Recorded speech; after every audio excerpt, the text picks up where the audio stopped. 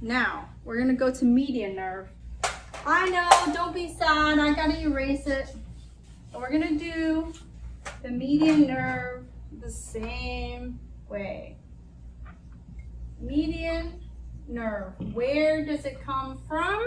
Comes from the lateral cord and the medial cord. And it's coming from C5, 6, 7, 8, and T1. This one is not as, so it's C6, 7, 8, and T1, right, for the median. Now draw that line down here. Now the funny thing with the median nerve is it's got all this upper space, right? This is a high issue, right? But really everything starts for the median nerve at the elbow, right? Doesn't have anything really up here in this upper arm. Here you have, let's see, to save space, right above the elbow is your pronator teres. Then after, right around that elbow, right, very close together, is your flexor carpi radialis, your palmaris longus. It's actually a very insignificant muscle. It's usually used for tendon transfers, and it's used for, like, a lot of times when they're doing a transposition, they'll take a piece of that tendon and roll it up, and it'll be what they use as a natural tendon to create space. But the palmaris longus really doesn't do much, right? So we can kind of miss it. And then after that, ooh, where did my pens go?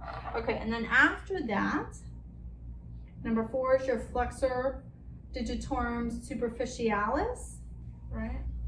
And then after that is your flexor digitorum profundus. Then number 6 is your flexor pollicis longus. And then right here is where it branches off and it becomes your anterior interosseous nerve. And it's this branch, right, that branches off your pronator quadratus. All right, let's go back. That's a little nerve right there, but we're gonna go back to our median nerve. Oh, this is number 7. So this is gonna be number 8. Pollicis brevis, abductor pollicis brevis. Number 9 is your opponents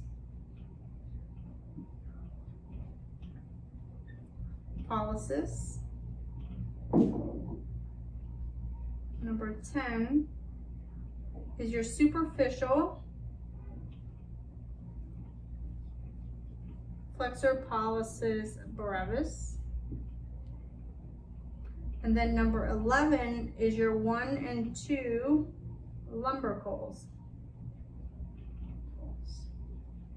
All right, so the most important part to know about this is, here is our elbow level.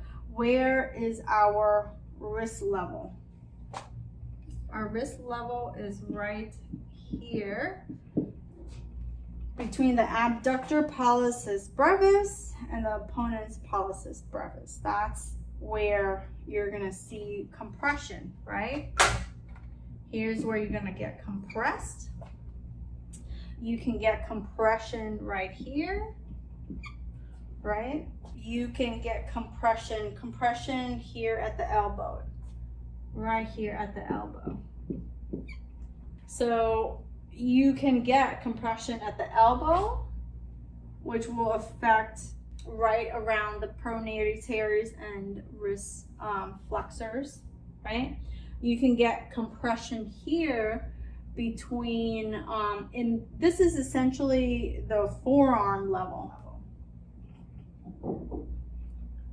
Forearm. So you can get compressed at the elbow, you can get pressed at the forearm level, and you can get compressed at the wrist level. So now, the most important part, right? So these are all motor, right? So where is your sensory branch? At the forearm level, at the wrist level, right about here, right? This is above the wrist level. You have a sensory branch.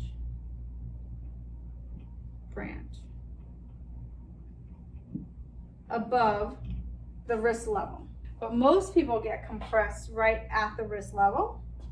So, but here is that sensory branch, and the sensory branch, the whole nerve, it's the least sensory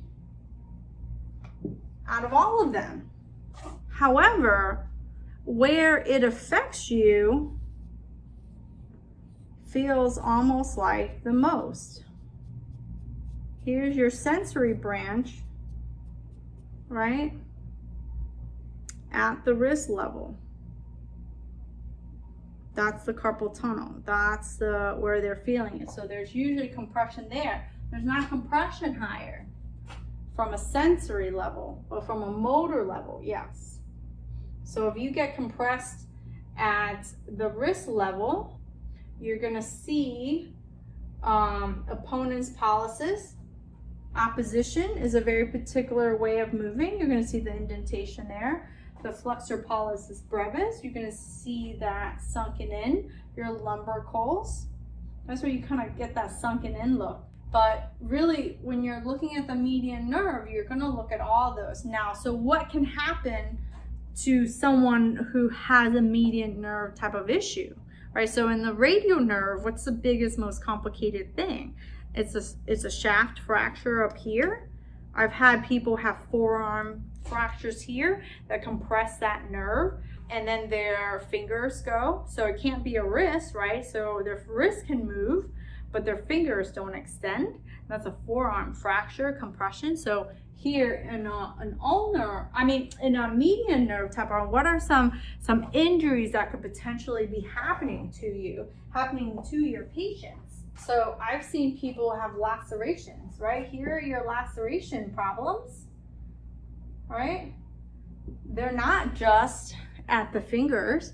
You can have a cut here in the forearm, cut those fingers, cut that nerve, and boom, what are you seeing, right? You're cutting those tendons, right? But what are you seeing? Everything below that can't move.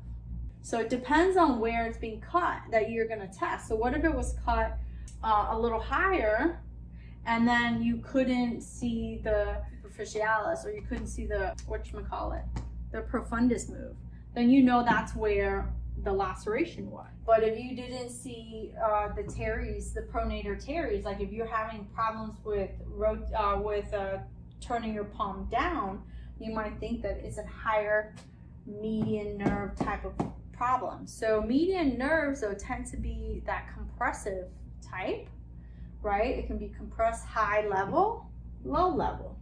High and low is just based on where the problem is. And I could detect it because if I compressed you here at this high elbow level, I should see all sorts of problems going more distally. If I compress here in the forearm, I would see just a pronator problem type of issue. It's going to be forearm. I shouldn't have a sensory problem because the compression is somewhere else. If I see a sensory problems at the wrist level, it's going to be down here. I can see sensory and motor. If it's up here, it's motor, but because it affects everything, it's going to be sensory as well. Does that make sense? But out of all of them, the median nerve is the least sensory.